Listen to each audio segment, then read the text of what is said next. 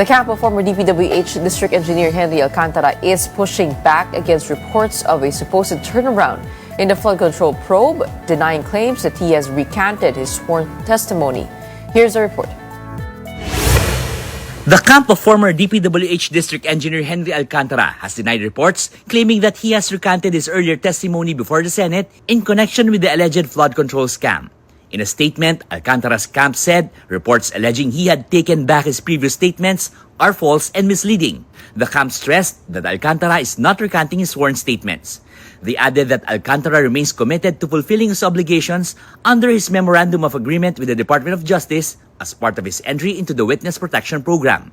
According to his camp, Alcantara continues to be cooperative and ready to assist authorities to ensure accountability for those involved in the case. Alcantara's camp further said that, in deference to the investigative process, the evaluation of his statements, as well as those of other parties involved, should be left to the panel of prosecutors in accordance with the law and established legal procedures. On Tuesday, Alcantara went to the Department of Justice in relation to his application under the Witness Protection Program. However, he declined to grant an interview. Prior to this, the DOJ said it has not received any formal request from Alcantara to withdraw his sworn statements. Meanwhile, the Professional Regulation Commission has revoked Alcantara's license as a professional engineer. Kung maaalala nyo, last year, kami ang nag-file sa PRC ng pagtatanggal ng mga lisensya.